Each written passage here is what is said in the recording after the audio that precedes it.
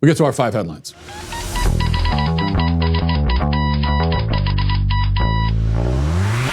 Well, the insurrectionists, as we've been discussing, are swarming our cities across the country again last night.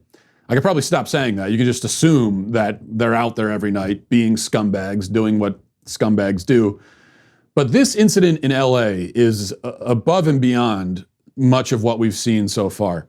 So let's first watch the video, and then I'll describe it for those listening on the audio podcast, but watch it right now. Okay, so you have there a driver trying to drive around the rioters who are in the middle of the street. Now, yes, they think, we've seen this all across the country, they think that they have the right to shut down any street they want, to, direct traffic. They can do whatever they want. And if you try to, it's not if you run them over, if you try to just go around them, to go down a street that they don't want you on for whatever reason, then they think now they have every right to smash your windows, assault you, pull you out of the car, kill you, if that's what they decide to do. So in this case, you got a driver trying to go around the rioters.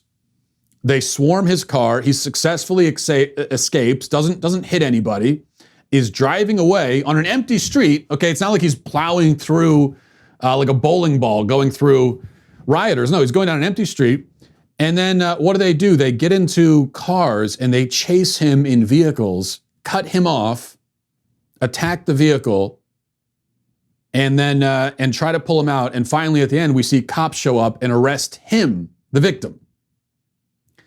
So 2 points here. The first is that, just again, these protesters are monsters. They are evil. They are soulless dirtbags. The divide between good guy and bad guy in this situation is so clear. We have rarely seen in America a political movement that was so thoroughly and obviously evil, with no redeeming qualities whatsoever. BLM and Antifa, we're talking about one of the most evil political movements in American history. Utterly destructive, violent and hateful, attacking innocent people at random for no good reason. Not that there could be a good reason, but they certainly don't have one. Also pathologically dishonest. They lie about everything. Their whole movement, as we've already discussed, is based on total lies and fabrications. So they're a lot like the pro-abortion movement in that way. And there's a lot of crossover there too, I imagine. And the pro-abortion movement is one of the other most evil movements in American history. So that's one point. Second point is that the police, I think, should be really careful about alienating the people who are on their side.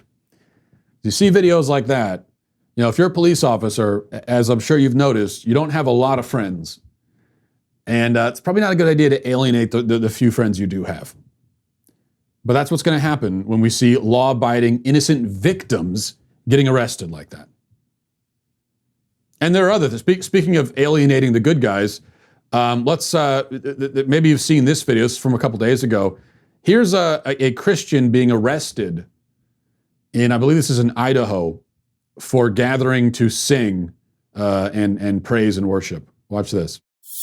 Always trust in chariots and others trust in horses, but we recall the Lord our God, strong past our own resources. Our enemies have fallen low, but we are held and upright. So save us, Lord our God and King, as we in trouble call thee, as we in trouble call thee.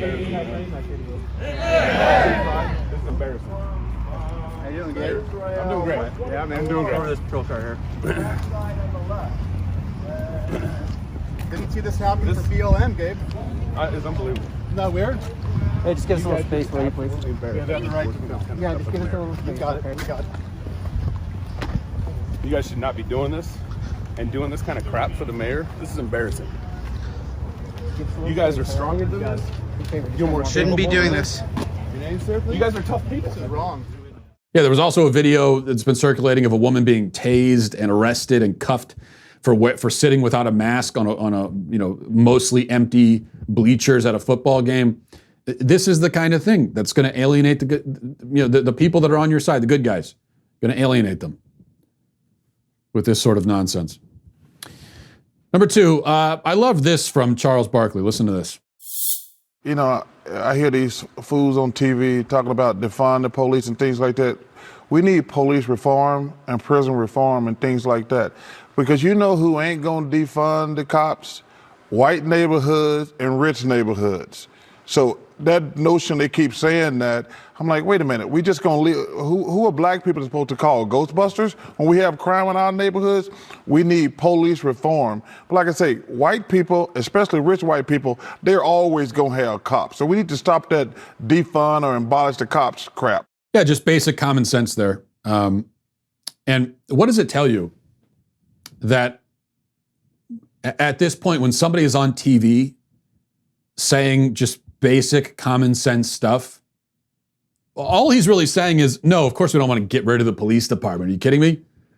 And of course, if you're in a neighborhood that's got more crime, then that's all the more reason why you want police officers.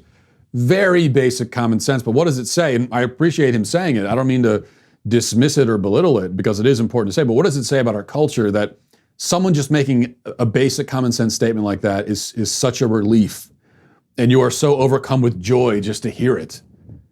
You know, it's like just a fresh cup of water when you've been wandering in a desert. That's what it feels like. A little cup of water, a little cup of sanity amid the desert of madness.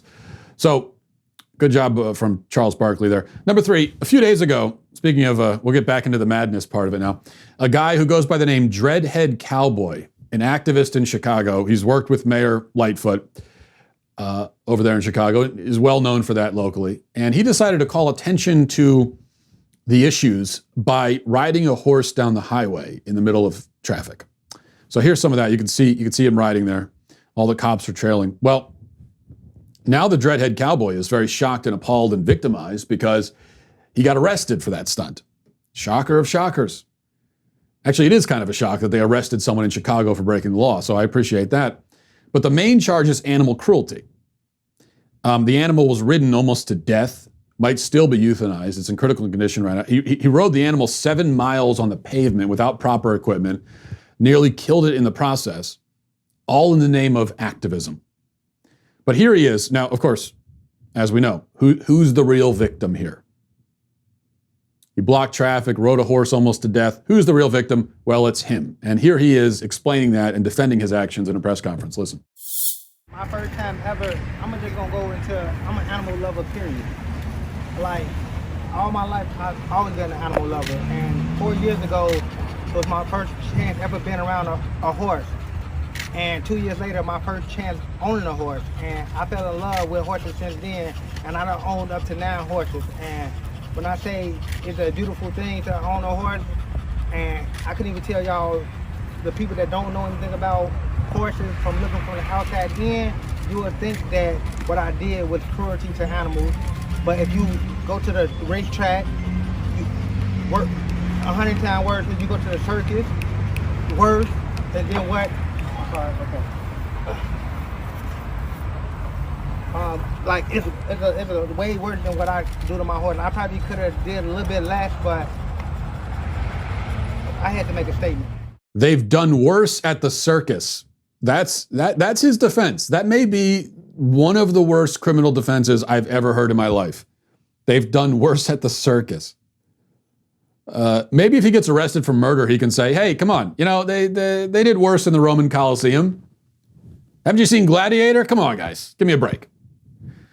We'll see if that works out for him. It is Chicago, so maybe it will. Number 4, another one for the get your kids the hell out of the public schools file. Here's a report from the Daily Wire. It says, earlier this summer, the Fairfax County Public School System in Virginia paid $20,000 to host author Ibram Kendi for a virtual event on anti-racism, the left-wing ideology whose adherents believe it is impossible to not be racist.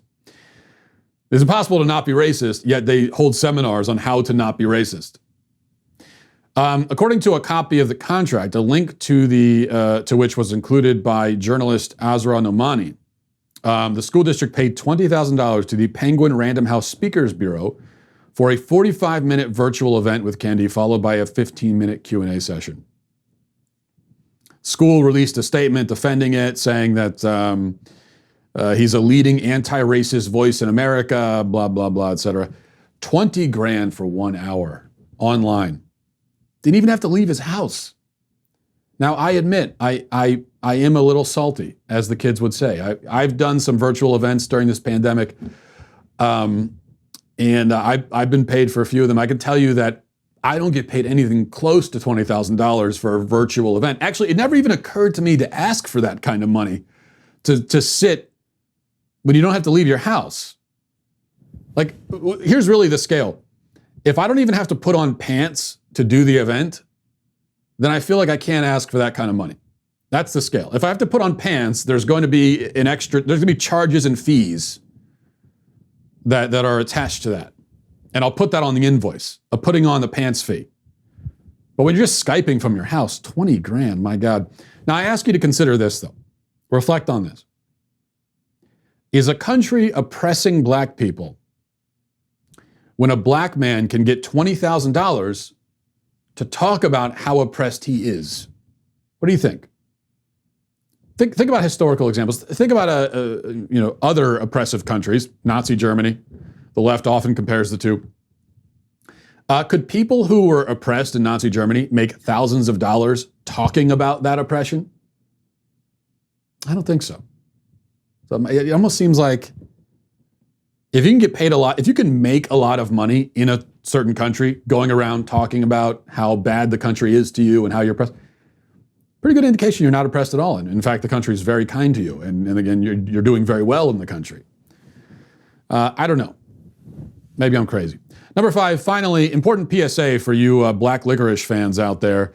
A Massachusetts man died last year from eating an excessive amount of black licorice.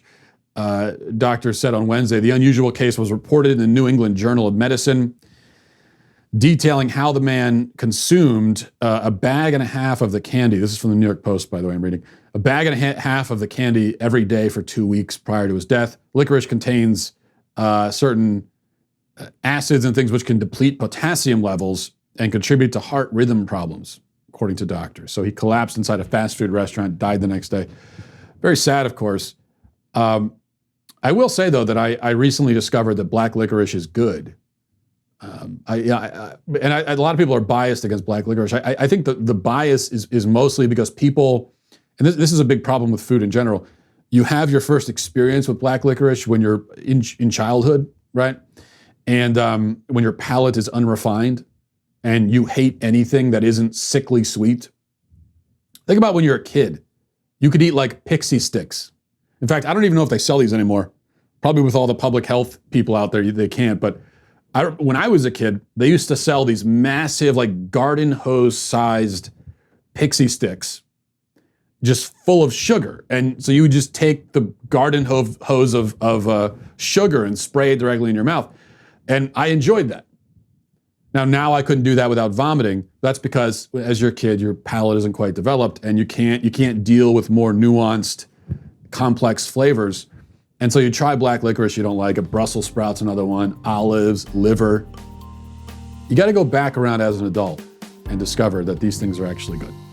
Although apparently they can kill you within 2 weeks. So that's the downside. Well, I hope you enjoyed that clip from the Matt Walsh Show. If you did, go ahead and hit that subscribe button right down there so you can stay up to date on all of our future content.